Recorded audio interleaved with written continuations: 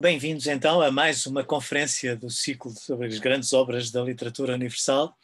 Desta feita, uma conferência realizada pelo professor Fernando Cabral Martins, da Universidade Nova de Lisboa, sobre o livro Desassossego, de Bernardo Soares.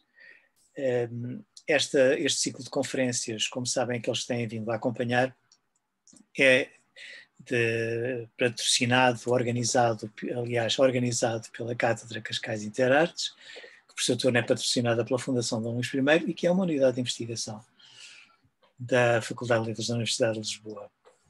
Ao longo de vários meses, temos passado por várias obras, grandes obras da literatura universal, e chegamos hoje a um dos momentos altos da nossa literatura do século XX, da literatura portuguesa do século XX e, em particular, da literatura modernista.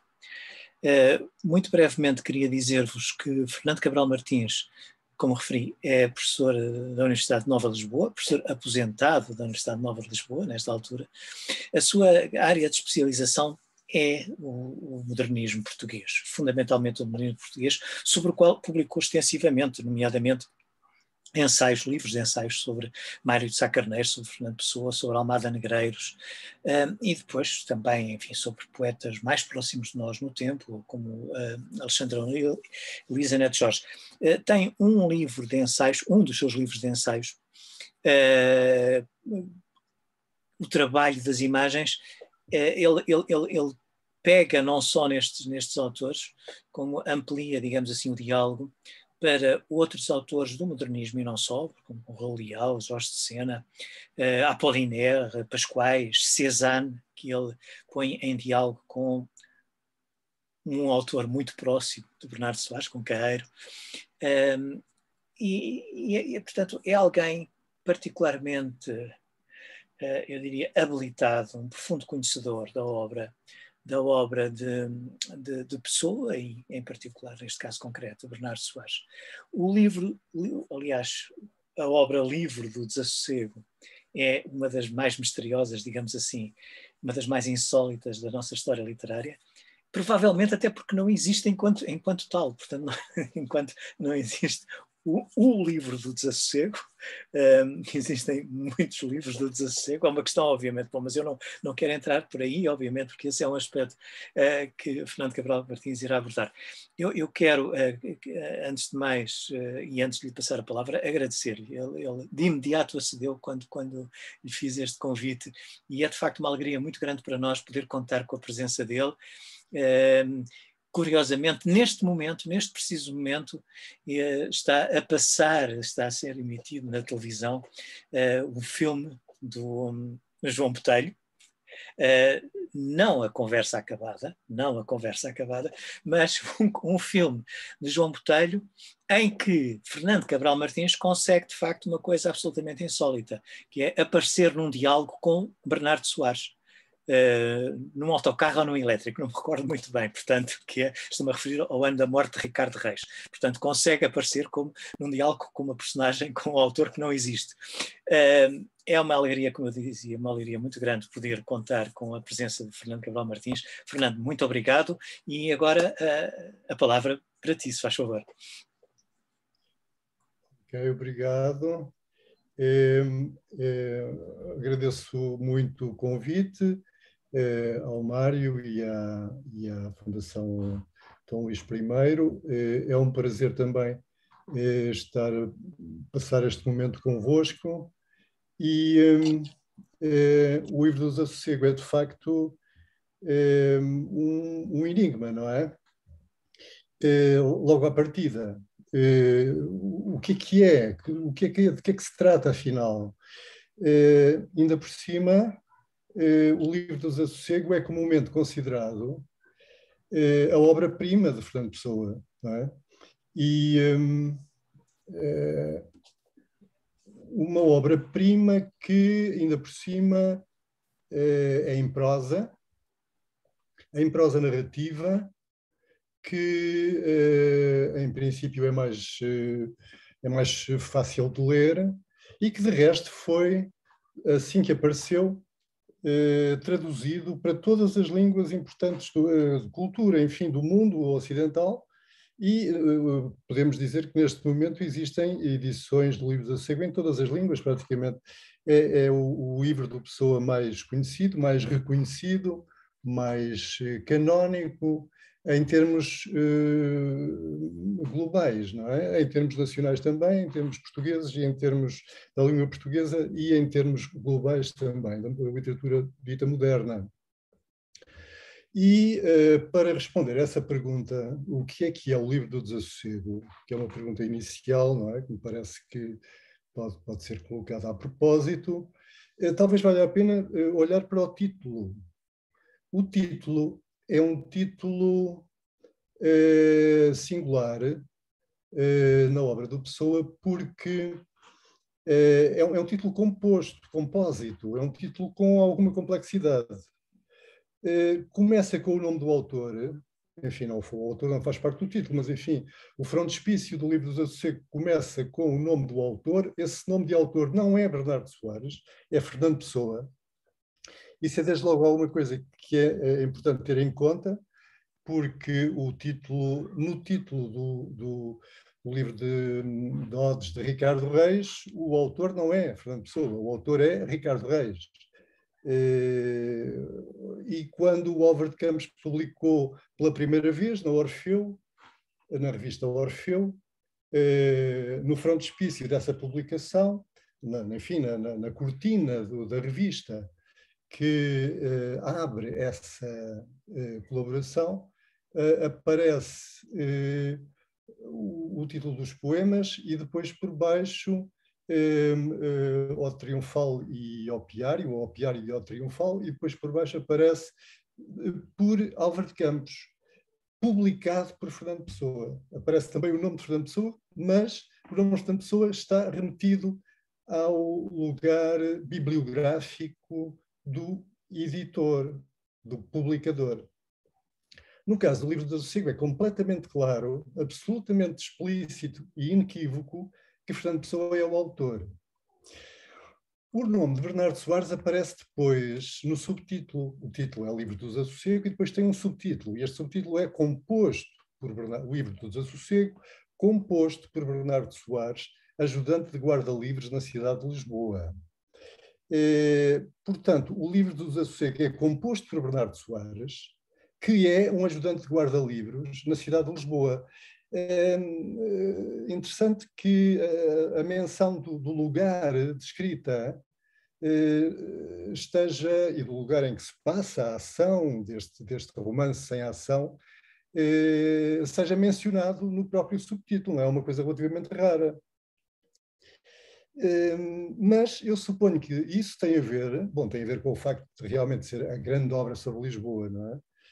Mas, de facto, funciona aqui como um garante de verosimilhança para a personagem de Bernardo Soares. Portanto, o Bernardo Soares, que é aquele que compõe o livro, é um ajudante de guarda-livros na cidade de Lisboa, portanto tem um conjunto de elementos que o determinam, que lhe definem o retrato e, portanto, aparece-nos desde o frontispício do livro como uma personagem.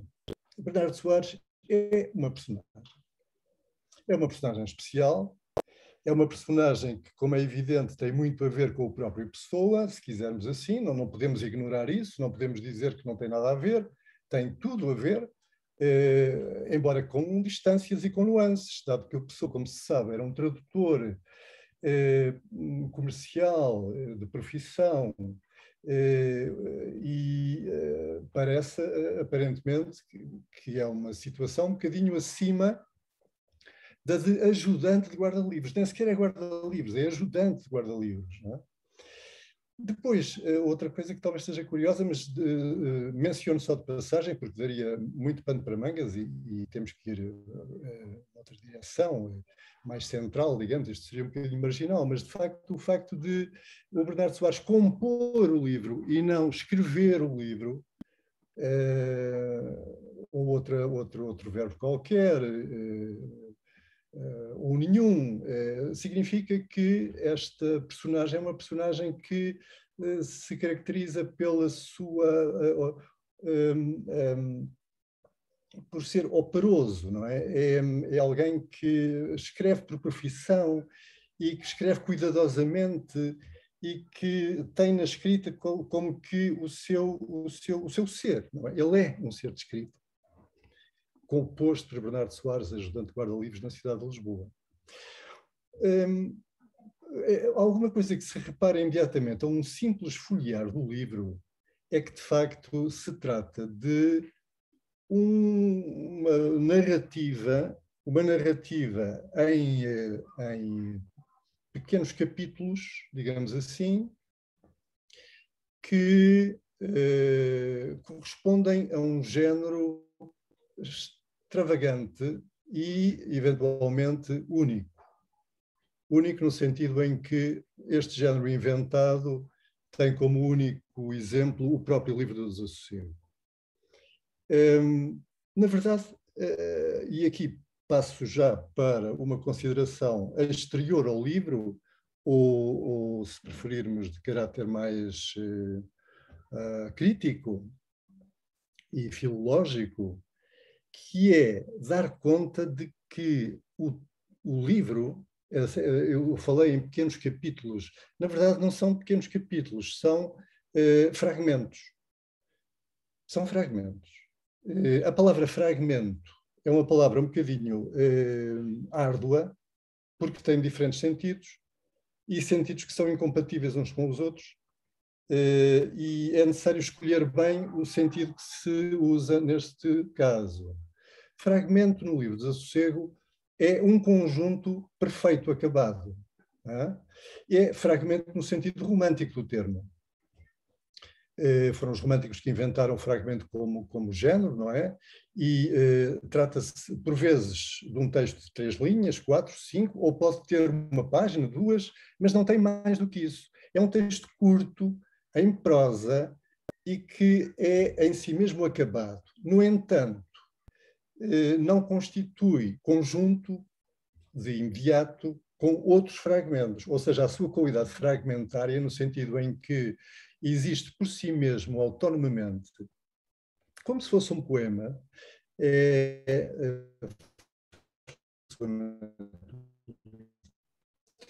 o livro do Desassossego é, portanto, composto. Alguns deles são fragmentos ainda num outro sentido, e este outro sentido é um sentido especificamente pessoano, não é? Que é não exclusivo do livro do Desassossego, nem pouco mais ou menos, é uma característica da sua escrita que atravessa toda a sua obra, tudo aquilo que ele nos deixou. É fragmentária essa obra, e são fragmentários muitos destes fragmentos, na medida em que são inacabados. Simplesmente são inacabados.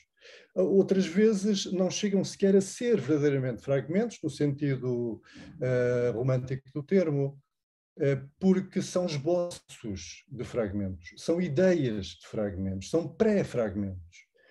E outras vezes são inacabados, começam e não acabam.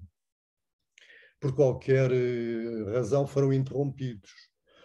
Ou ainda são fragmentários no sentido em que têm lacunas, enfim, fragmentários num sentido muito próprio do Pessoa e que tem a ver com essa característica geral de que a sua escrita é uma escrita que aparentemente não tinha em mente a publicação. Ou se tinha em mente a publicação futura, está ainda num estado de tal modo informe que essa publicação futura tem que ser um trabalho ultra aturado e ultra especializado de equipas, e como se sabe, essa publicação por equipas de publicação de edição, por editores, tem vindo a ser levada a cabo desde a morte do Pessoa até hoje, não é? E continuamos hoje ainda a fazer esse trabalho. Todo o trabalho que é necessário fazer para transformar aquela escrita incoativa, aquela escrita em esboço, em torrencial, sem uma ordem e sem uma datação, sem nenhuma ordem, muitas vezes, ou sequer uma remissão direta para um contexto preciso, e que não são literatura em última análise, não é? É alguma coisa antes da literatura, ou, se quisermos, para além da literatura.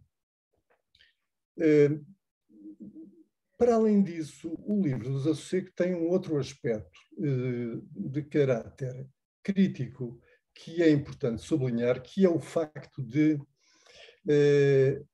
os seus fragmentos, ou enfim, os textos que o constituem ou que os seus editores, a que eu já vou fazer referência, concordam que fazem parte do livro do Desassossego, são caracterizados por uma escrita que parece fruto da inspiração, que parece fruto de um impulso e que parece corresponder a um certo tempo de escrita. Ou seja, é como se alguém tivesse uma ideia, a escrevesse e depois, num determinado momento, parasse. Ou seja, a escrita, estes fragmentos são também caracterizáveis como atos de escrita. De resto, o Manuel Portela, editor de Pessoa num site que se chama El Dudé, usa exatamente essa expressão num dos seus artigos e parece uma expressão inteiramente adequada. São atos de escrita, ou seja, são como que performances escritas, são enunciações escritas. Portanto, não são só enunciados.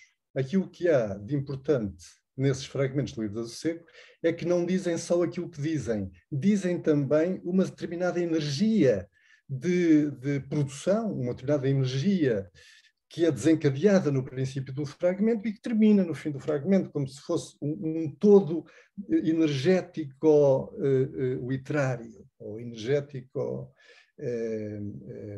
escrita, de energia, misto de energia física com um resultado escrito que mantém sinais dessa energia e do desencadear dessa energia.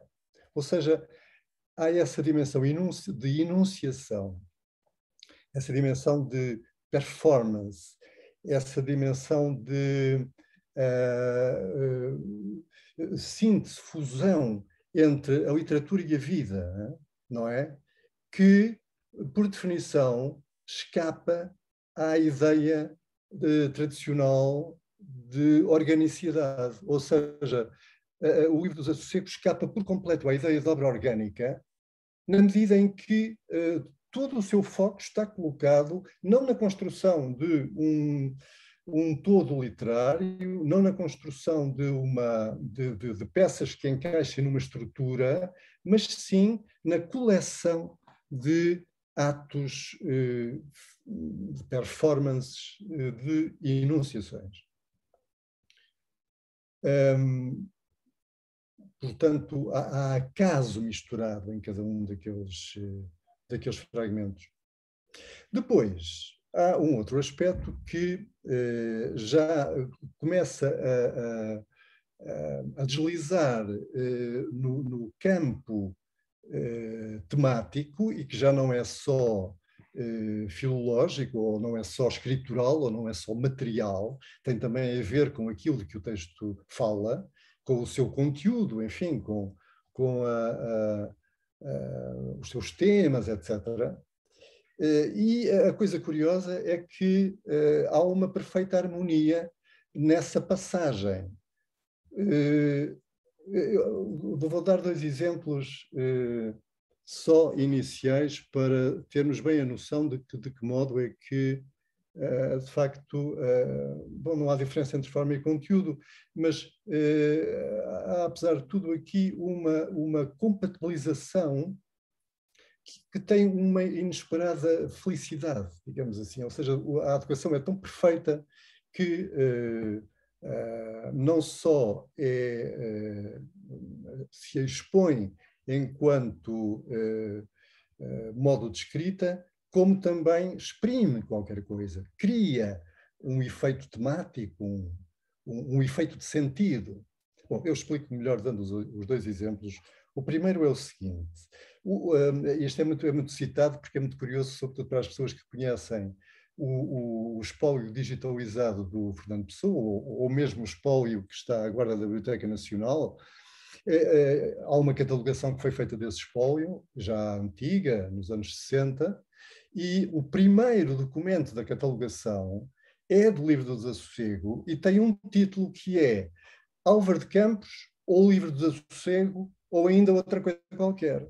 Portanto, o título que a pessoa dá àquele fragmento indica que ele nem sequer, ele próprio, não tem a certeza daquele ser um texto que vá para aqui, para acolá, ou para outro lugar ainda.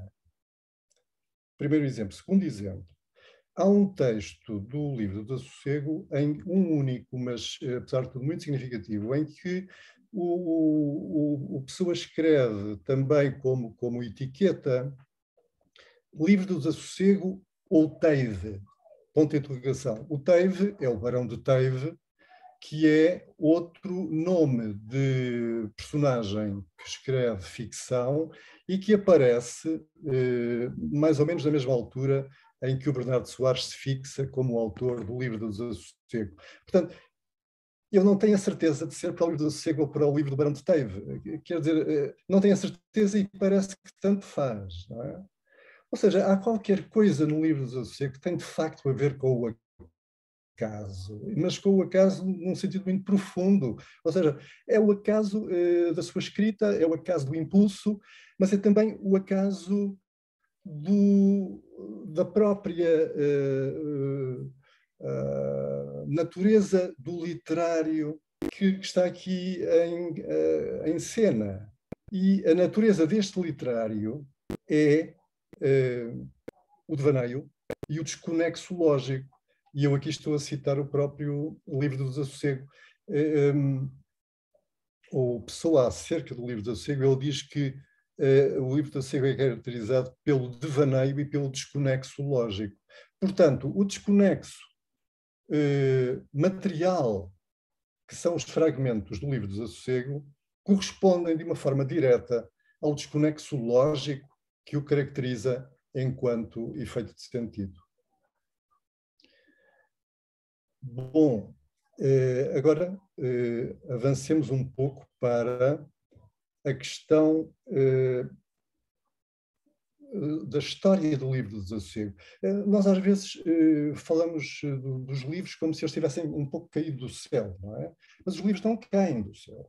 Os livros têm uma história descrita, e a história descrita é muitas vezes decisiva para nós os lermos. E sabemos muito bem disso, e sobretudo na modernidade, não é? A literatura moderna exige prefácios, exige pós-fácios, exige entrevistas, exige todo um conjunto de ideias que, vindas do autor ou dos críticos, nos ajudam a perceber o livro, a dar-lhe sentido.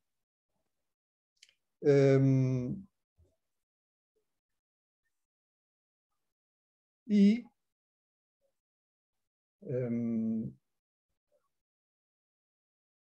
na história do Livro do Desassossego, aqui eu já vou voltar com um pouco de detalhe, há uma figura que é uma figura central, que é a figura de Jorge de Sena. O Jorge de Sena dedicou-se ao Pessoa desde sempre, desde que começou a ler e a escrever. Ele foi uma das figuras mais importantes na divulgação do Pessoa e na valorização do Pessoa, até aos seus últimos dias de vida. E houve um momento em que o Jorge de Sena foi pressentido pela Ática, pela editora do Pessoa, como devendo ser o editor evidente, óbvio, do Livro do Desassossego. E então, todos os fragmentos que estavam identificados como pertencendo ao Livro do Desassossego foram-lhe entregues para ele fazer esse projeto de edição. Entretanto, o Jorge de Sena tinha aquela vida que se sabe, não é? De Globetrotter. Nessa altura, eu acho que ainda estava no Brasil. Logo a seguir, veio para os Estados Unidos. Aquilo não foi uma tarefa fácil para o Jorge de Sena, há um determinado momento em que, no princípio dos anos 60, em que, além do material que eu já tinha recebido, ele recebe mais 100 manuscritos do Livro do Desassossego, dos quais não estava à espera, e aqui eu acho que o deve ter assustado. O que é facto é que, passado muito pouco tempo, ele desiste de fazer a edição do Livro do Desassossego. Foi uma pena, não é? Se tivéssemos a possibilidade de ter tido, se o mundo não fosse como é, ou se não tivesse sido como foi, e se nós pudéssemos ter tido uma edição do Livro do Desassossego feita pelo Jorge de Sena, eu acho que o mundo seria diferente. Mas não foi possível. O Sena não deixou, apesar dessa desistência, não deixou de continuar sempre a pensar e a escrever sobre o Livro do Desassossego, e há um momento, já no fim da sua vida, em que ele escreve precisamente sobre o Livro do Desassossego e a partir da sua experiência do Livro do Desassossego, e ele tem uma conclusão, ele tira uma conclusão de toda a sua experiência e que é uma conclusão que se projeta para a leitura de toda a Pessoa. Aquilo que ele diz é que, e aquilo que ele conclui é que o Pessoa não é um Dante, um Camões, um Goethe, um Shakespeare ou um Milton. Porquê? Porque sofre de incapacidade para a realização estética. Porque tem uma doentia consciência do inacabado. E foi assim que terminou a história, bastante mal, hein? Por sinal, porque pelo meio há a experiência do informe. Não é? Do informe. E alguém como o Jorge de Sena, que era um prodígio de organização mental, o contacto direto com o Livro do Desassossego foi traumático. Bom, nós não tivemos a edição do Jorge de Sena, mas tivemos logo em 1961. Portanto, não houve nenhuma edição do Livro do Desassossego até 1961. Portanto, a Pessoa, como se sabe, morreu em 35. Passaram 26 anos. E um editor do Porto, uma figura muito carismática da história do nordeste português, chamada Petros, com esse nome curioso, editou um livro chamado Livro do Desassossego, Páginas Escolhidas. Nessa edição, curiosamente, ele inclui, ele atribui o Livro do Desassossego a nada menos que 4 autores. Fernando Pessoa, Bernardo Soares, Vicente Guedes e Barão de Teive. O Barão de Teive também faz parte desse conjunto de autores a que ele atribui os fragmentos do Livro do Desassossego. Que só aparece finalmente a público em 1982, pela mão de Jacinto Prado Coelho, em 2 volumes. É uma primeira edição que marca uma data, que é imediatamente objeto de traduções, como referi, para todo o mundo, mas que de facto constitui uma surpresa e constitui um choque literário de facto imenso, porque revela uma Pessoa completamente desconhecido, não é? E numa quantidade e qualidade de facto absolutamente inesperadas. Mas hoje podemos dizer que a importância desta primeira edição é apenas essa de ter marcado uma data. Porque é uma edição que tem relativamente poucos fragmentos, relativamente àquilo que hoje são as edições canónicas, e, por outro lado, a organização que faz desses fragmentos é uma organização relativamente aleatória. Relativamente aleatória. A primeira edição, digamos, de nova geração, ou enfim, que já pôde beneficiar da primeira revelação que tinha sido feita pelo Jacinto Prado Coelho, ajudado pela Maria Ailete Calhosa e pela Teresa Sobral Cunha, em 1982, foi a de Richard Zenit, em 1988. Sai a primeira edição da sua edição do Livro do Desassossego, que tem vindo sempre a ser reeditada até uma 11ª edição em 2013, e essa edição obedece a um princípio de organização que é já claro e que transforma o Livro do Desassossego em alguma coisa de legível, do ponto de vista mesmo do amador de romances. É um romance muito especial, a edição que o Richard Zenit faz do Livro do Sossego transforma num romance muitíssimo especial, completamente singular, mas legível. Legível porque é construído, é composto, toda a ordenação dos fragmentos, toda a sucessão dos fragmentos, é concebida em termos da produção de uma legibilidade e de uma legibilidade narrativa, não é? Digamos que corresponde a uma sensibilidade de leitor também, não é? Portanto, a primeira edição do Richard Zenit é de 88. Depois, em 1991, há uma edição da Teresa Sobral Cunha, em 2 volumes, que tem a curiosidade de atribuir o primeiro volume ao Vicente Guedes e o segundo volume ao Bernardo Soares. Já vamos ver a que corresponde esta ambiguidade de atribuições.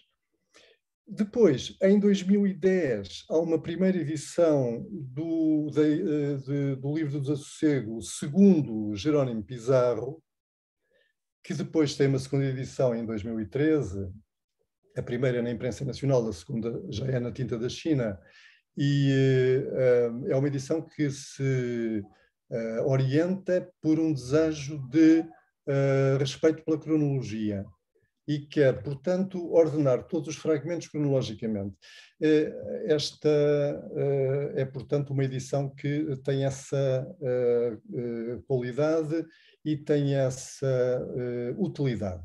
Pode-nos dar uma visão cronológica da escrita dos fragmentos do Livro do Desassossego, mesmo que em muitos casos isso seja impossível, não é? Portanto, há um lado utópico nessa edição e há também um lado de aposta, mas é assim, de qualquer maneira, é uma edição que complementa de uma forma muito útil qualquer outra edição, porque corresponde a uma tentativa de ordenação que merece crédito, a ordenação que o próprio tempo traz. Não é? Em 2015, para acabar esta panorâmica rápida, há uma outra edição de um outro editor, que é também completamente diferente das anteriores, e que, curiosamente, retoma a primeira edição, ou a ideia da primeira edição do Petrus. Curiosamente, a edição é de Teresa Rita Lopes, que é uma editora e uma crítica consagrada no panorama dos estudos pessoanos. É publicada no Brasil, e é uma edição em que a Teresa Rita atribui o Livro do Desassossego a Fernando Pessoa, Bernardo Soares, Vicente Guedes e ao Barão de Taivo também, exatamente como o Petrus, curiosamente. Desta edição não existe, desta publicação brasileira não existe uma edição, ou da edição que saiu no Brasil não existe uma publicação em Portugal ainda. Ora, estas diferentíssimas edições que nós dispomos têm essa outra oscilação, que é a oscilação em torno do próprio nome do autor. Afinal, quem é que é o autor? Será possível conceber que um livro tenha um primeiro volume escrito por um autor e um segundo volume escrito por outro autor, ou até mesmo 4 autores diferentes? Será isto concebível? No caso do Livro do Desassossego, parece que sim, não é? Porque estamos a falar os editores que eu me referi, não são curiosos, são profundos, em todos os casos, profundos conhecedores da obra de Pessoa e são íntimos da sua escrita e do seu espólio e por aí fora, não é?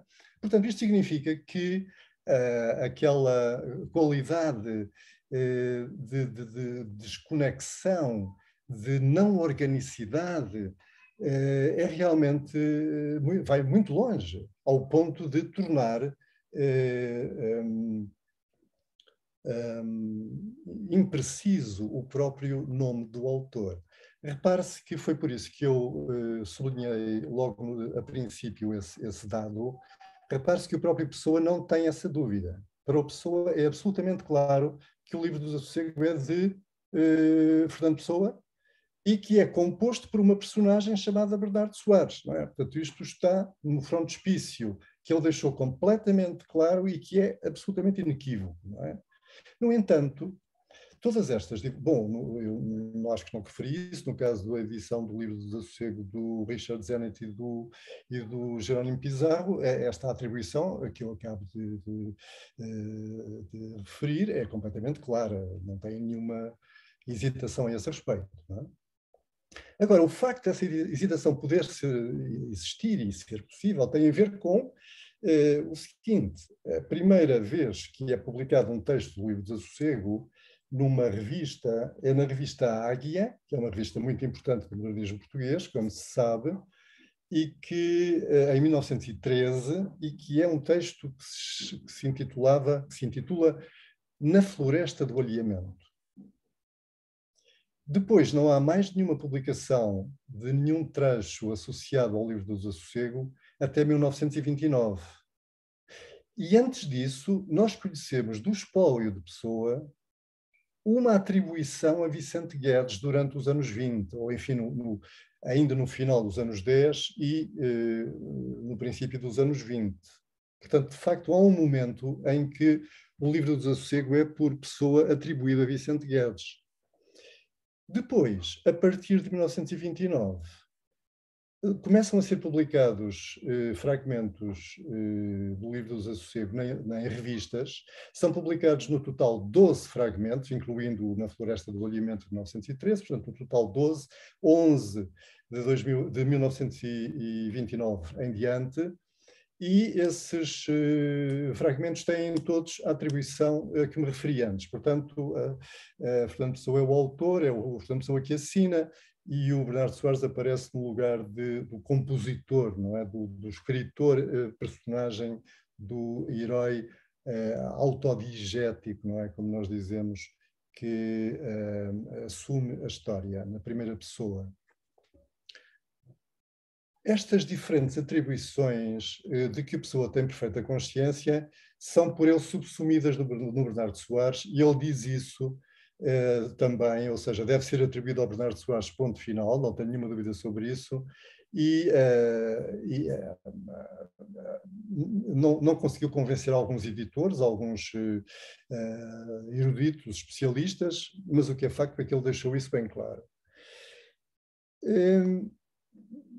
Pondo de lado essa questão, que é uma questão filológica, interessante, mas, enfim, marginal, de certa maneira, o que nós podemos concluir é que o Livro do Desassossego vai evoluindo ao longo da vida do Fernando Pessoa. Portanto, há uma história da sua escrita que é também uma história da sua concepção, ou do modo como é concebido, da noção que o Pessoa tem dele livro, não é? E quer na sua atribuição, como vimos, quer também nos seus parâmetros estéticos, porque o Livro do Desassossego, que aparece a público na Águia em 1913, é completamente diferente do Livro do Desassossego, que, atribuído já ao ajudante de guarda-livros na cidade de Lisboa, Bernardo Soares, começa a ser publicado em revistas em 1929.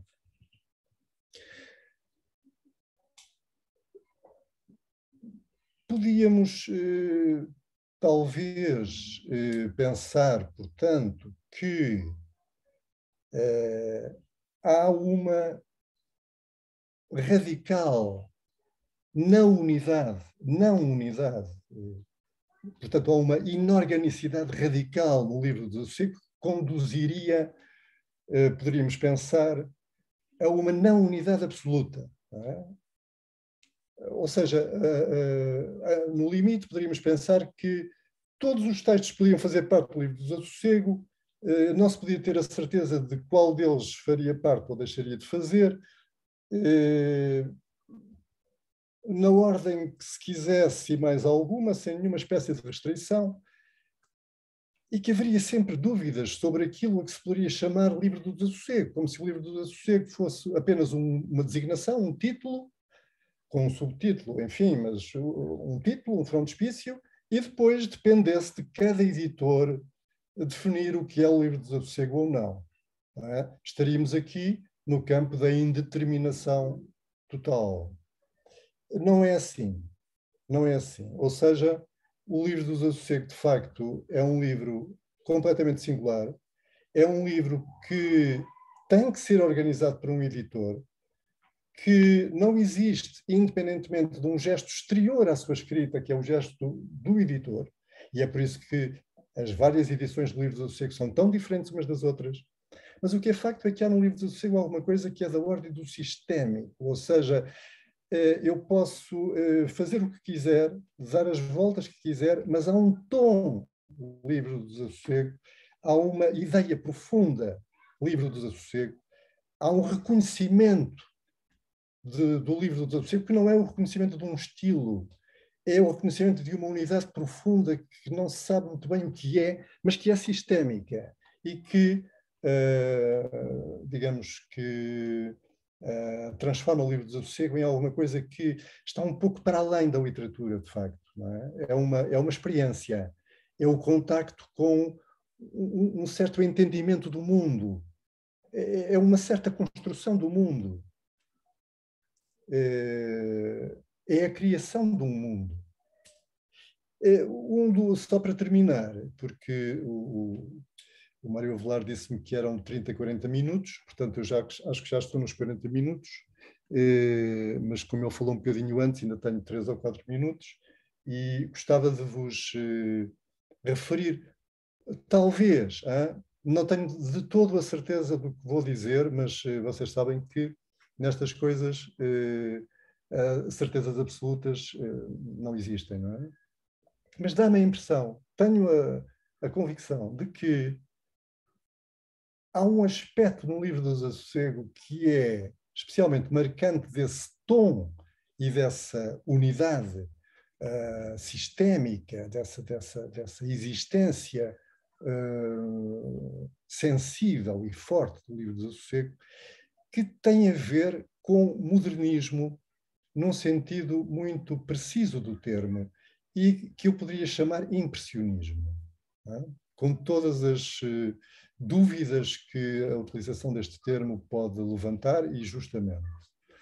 Impressionismo, um impressionismo especial, aquilo que eu chamaria um impressionismo analítico. Eu vou dar exemplos, mais uma vez, penso que o exemplo aqui é mais elucidativo do que qualquer tentativa de explicação que eu pudesse aduzir, pelo menos por agora.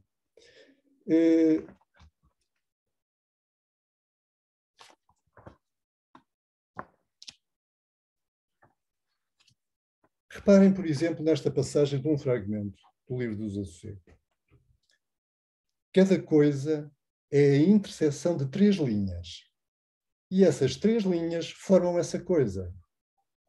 Uma quantidade de matéria, o modo como interpretamos e o ambiente em que está. Outra passagem do mesmo fragmento. Acho, pois, que não há erro humano nem literário em atribuir alma às coisas que chamamos inanimadas. Ser uma coisa é ser objeto de atribuição.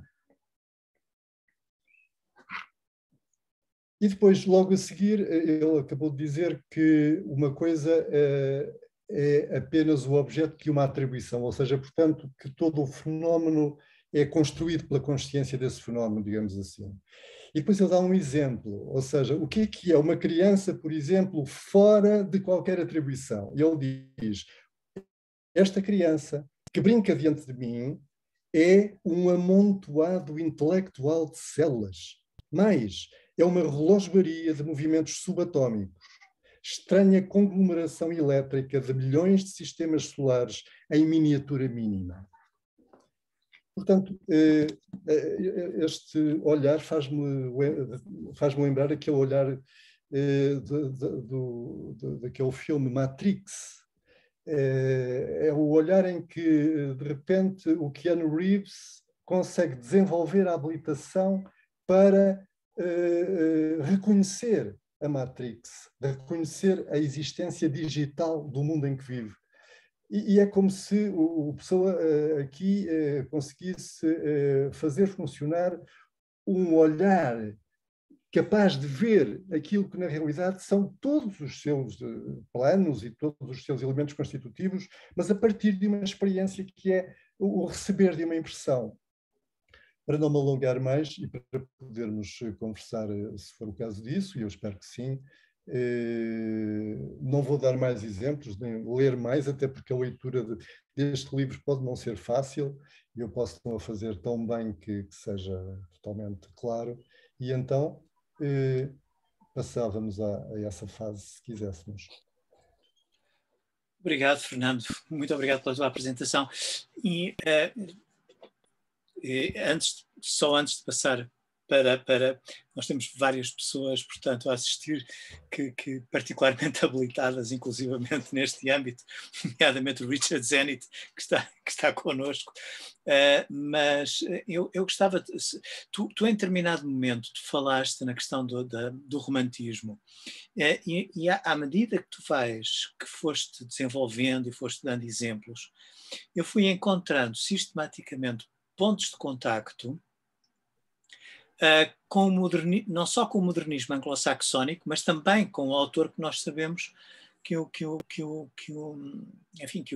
Pessoa estava familiarizado, que era o Walt Whitman. E de facto, há aqui muitos pontos, por exemplo, em relação ao Eliot. O Eliot tem aquela expressão famosa que o homem é um amontoado de imagens estilhaçadas, que nos coloca a questão do fragmento que tu, de facto, mostraste toda esta tipologia do fragmento, com a complexidade que é o fragmento aqui. Portanto, digamos que nós poderemos pensar, por outro lado, aquela questão do livro, da construção do livro, o livro que vai sendo construído ao longo de toda a vida, que é algo também profundamente semelhante àquilo que aconteceu, por exemplo, com as folhas de erva do Whitman, por exemplo, em que ele próprio também fala na própria atomização do próprio sujeito, na contradição, nessas diferentes vozes. Digamos que até que ponto é que, de facto, o livro do Desassossego é, ao mesmo tempo, uma ruptura efetiva com o romantismo e uma obra claramente do modernismo. Eu só falei do romantismo a respeito da acessão que em que devíamos tomar o termo fragmento.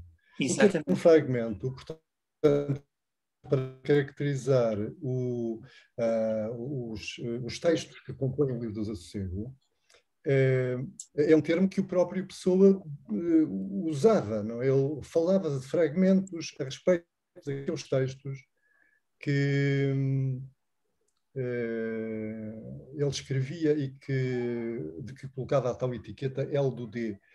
E suponho que a acessão na qual devemos tomar a palavra fragmento é muito, se não é exatamente idêntica, é muito próxima da ideia romântica do fragmento. Fragmentos nesse sentido, ou seja, não acho que se deva entender a produção textual em Pessoa como fragmentária, no sentido em que são coisas desconexas, coisas que não começam nem acabam e que são uma espécie de estilhaçamento geral da textualidade.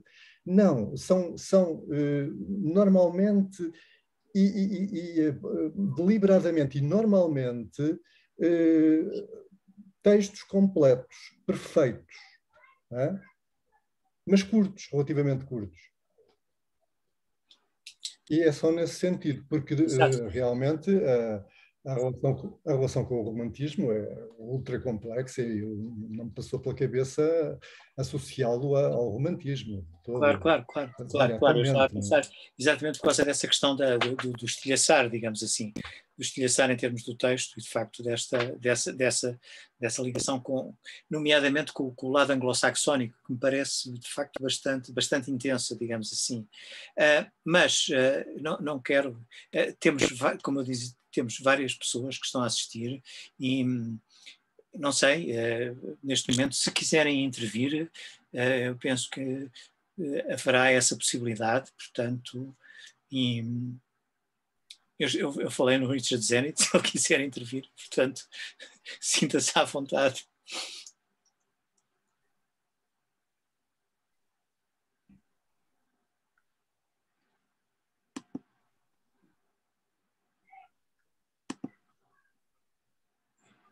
não estou a identificar neste momento ninguém.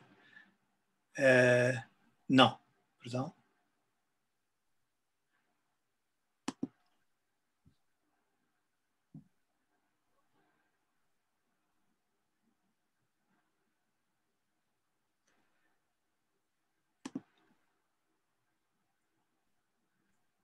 Não.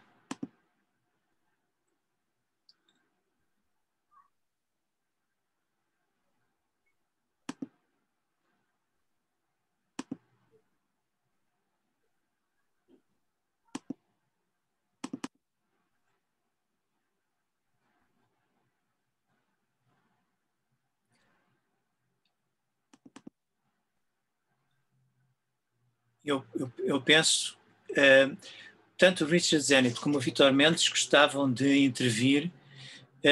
Eu não sei se é possível dar, e pedi agora à Fundação Dom Luís, dar voz. Já está a fala permitida a Richard Zenit. Portanto, é só uma questão de ligar o seu som, Richard, pode falar. Já ouvem? Já ouvimos, obrigado.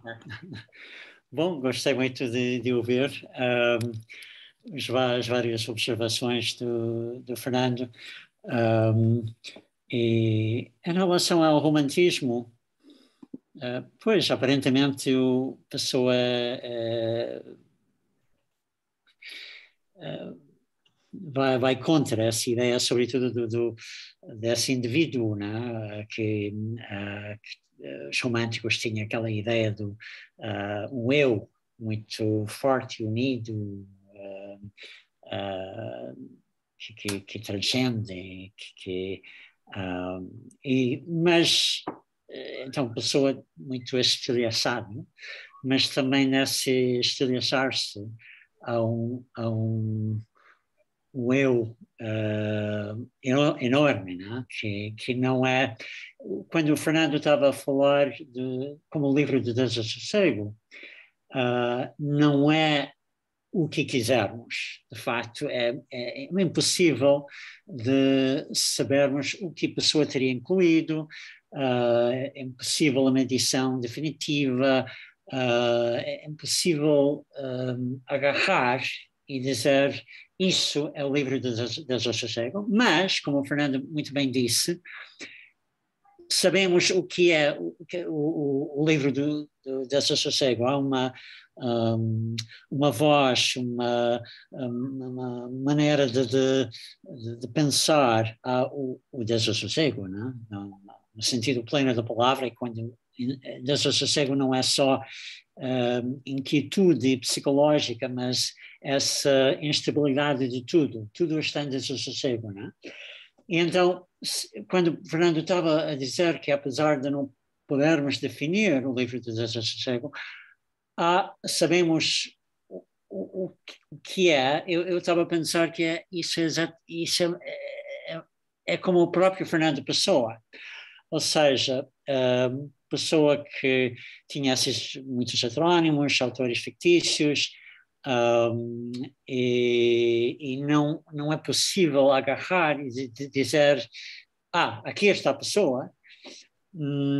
Ela nunca permite isso, mas realmente não podemos dizer qual é, apontar e dizer que a pessoa está cá, mas há um sistema, não? Um sistema solar, uma galáxia que é Fernando Pessoa, e temos, não é nada, não é tudo ou nada, não é só isso, é que a pessoa, há um Fernando Pessoa que está sempre a questionar-se, mas temos uma clara noção, sentimos quem é Fernando Pessoa quando mergulhamos na sua obra. E então achei muito interessante essa colocação do Fernando sobre o livro do Desassossego, que me parece um livro perfeito, um emblema de como é o próprio Fernando Pessoa. Muito obrigado, Richard. Fernando, se tu me permitisses, eu ia... temos uma pequena observação do António Sainz Delgado que eu gostava de transmitir, e depois dava a palavra ao Vítor Mendes, que também gostava de dizer qualquer coisa, e depois tu podias coligir e comentar, está bem? O António Sáenz Delgado refere que, tendo em conta a quantidade de edições diferentes em diferentes países e até antologias, entre aspas, do livro Desassossego, de vária ordem e natureza, gostava de perguntar ao Fernando se acha que o livro corre o risco de se transformar num texto líquido, uma espécie de texto Frankenstein. Isto é uma pergunta que faz o António Sáenz Delgado, e eu, já agora, portanto, dava a palavra ao Vítor Mendes, que também tinha pedido para falar. Vítor, faz favor. Boa tarde a todas e a todos.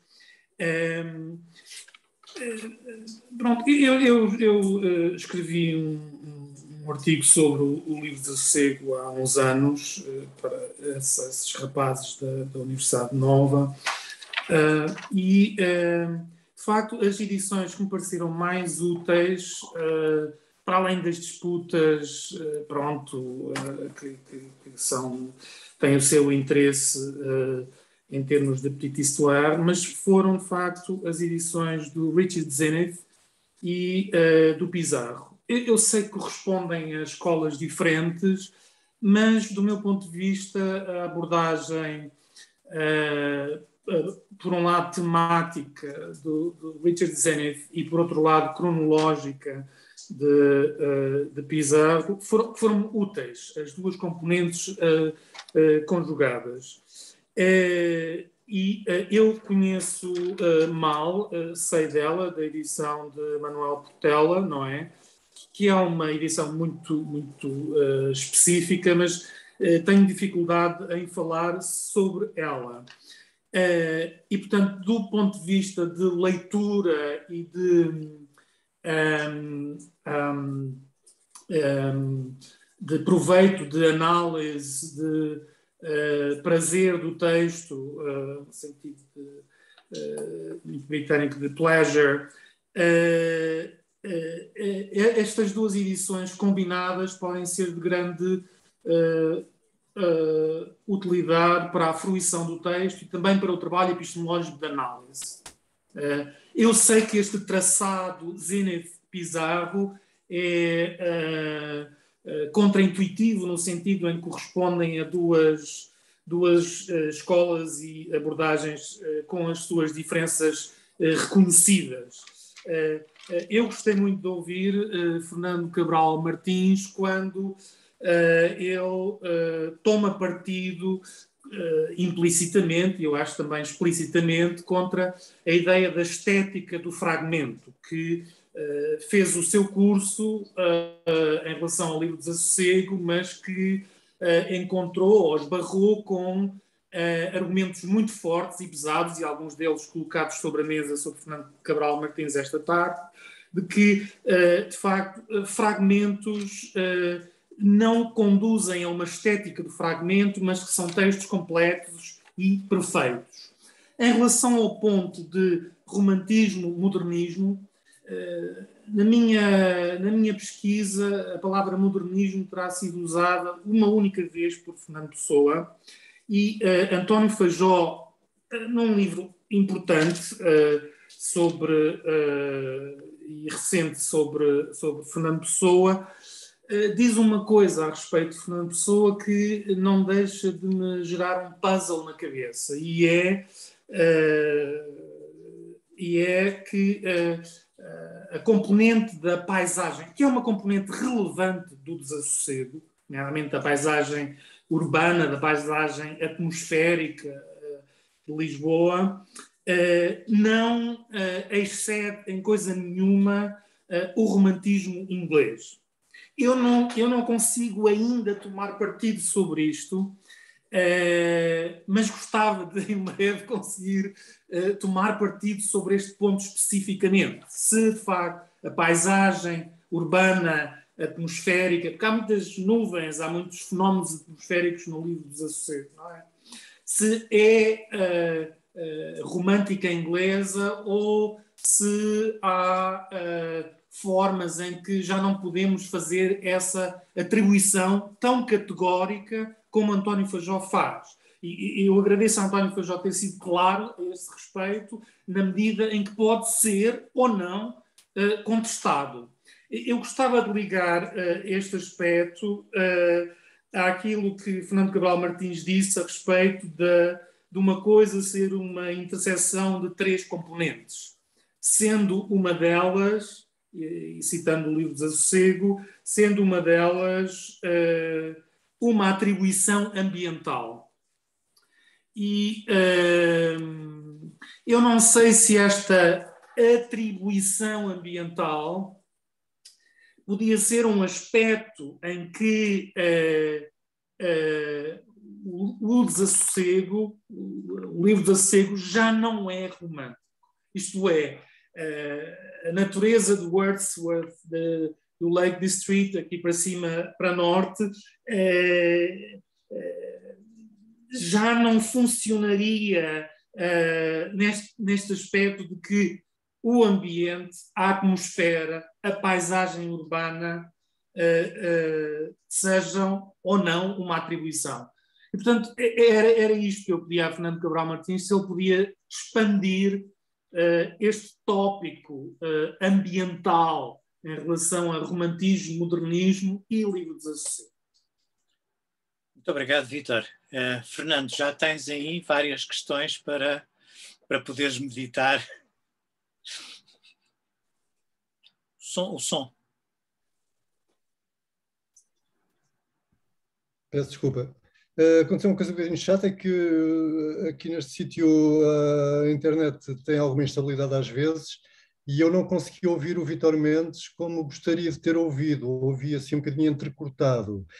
Suponho do que eu vi que ele colocou, como o Richard também, e como tu próprio, a questão da relação com o romantismo. É uma relação extraordinariamente árdua, como disse, e penso que, de qualquer maneira, não sei, para me cingir a um certo impressionismo analítico eu próprio, eu poderia dizer que me parece que, óbvio, lendo o livro do Desassossego, ou lendo, aliás, qualquer texto do Fernando Pessoa, que não é romântico, não é? É outra coisa. É tudo menos romântico mesmo. E aquilo que nele há de não romântico, ou de pós-romântico, ou como quiserem chamar, tem a ver com o facto de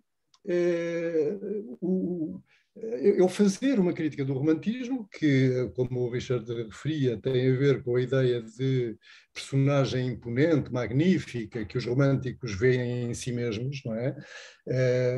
Aquele poderoso transbordar de si próprio de que fala o Wordsworth. E, portanto, para uma pessoa esse ser magnífico não existe. Não é? O Bernardo Soares é um exemplo absoluto disso, não é? É o ser mínimo, atómico, é um cisco, uma poeira que anda no ar, quer dizer, não, é uma nuvem ele próprio, não é? Quer dizer, é tudo menos romântico. Agora, obviamente que o romantismo tem uma complexidade, uma importância, uma projeção, não é? Uma repercussão de tal ordem, que, como também diz o próprio Pessoa, e não só o Pessoa, nós somos todos românticos, não é? Desde pequenos, não é? Portanto, há uma consequência do romantismo que se prende nomeadamente com a vontade de integrar a ciência e de integrar a filosofia, não é? O Hegel definia a arte romântica como sendo aquela que definitivamente tinha ficado para trás, não é? E tinha sido superada pela filosofia e pela ciência, e que o que faz o Pessoa, como alguns românticos começam igualmente por fazer, é integrar a filosofia, não é? E a obra de Pessoa é simultaneamente literatura e filosofia. Quer dizer, e ciência, aquele tal impressionismo analítico de que dei um exemplo, é pura ciência, não é? É, aliás, em termos científicos que fala, não é? Não sei. Quanto ao que dizia o António Sais Delgado, a questão do texto líquido, talvez a definição de texto líquido se possa usar com vantagem crítica a respeito do livro Desassossego como um todo. Não é? mas digamos que há uma natureza construtivista, digamos, entre aspas, de cada um dos fragmentos do Pessoa que lhe dão solidez, digamos assim. Não é? Mas de resto, sim, é uma metáfora adequada e concordo com ela. Não sei se me ouviram bem. Ouvimos sim, Fernando. Ouvimos sim. Digamos que vemos às vezes com algumas interrupções, mas de facto o som tem estado perfeito. Neste momento não temos mais nenhuma questão e não havendo mais nenhuma questão, mais nenhuma pergunta, eu quero voltar a agradecer a tua disponibilidade. Foi ótimo poder passar este fim de tarde a ouvir-te, poder ter ouvido também as intervenções daqueles amigos que, no fundo, muitas vezes falamos das desvantagens e por causa da distância do Zoom, mas pudemos ter alguém nos Estados Unidos, outra pessoa em Espanha, e isto porque não faço ideia onde é que está o Richard Zenit, portanto, se calhar até está aqui, quem sabe, portanto, aproveitando o fim de semana prolongado. Mas eu quero agradecer também as intervenções deles e a presença de todos aqueles que estiveram a assistir a esta conversa. Como eu referi no início, podereis depois também, e todos aqueles que não tiveram disponibilidade para isso, podereis assistir, portanto, a esta conferência junto do site da Fundação Dom Luís I, da Cátedra, e o Richard manda um obrigado nesta altura, aliás, um obrigadíssimo. E, portanto, uma vez mais, Fernando, foi um prazer muito grande. Muito obrigado e obrigado a todos aqueles que estiveram aqui connosco. Um abraço e obrigado, Fernando. Obrigado também. Obrigado.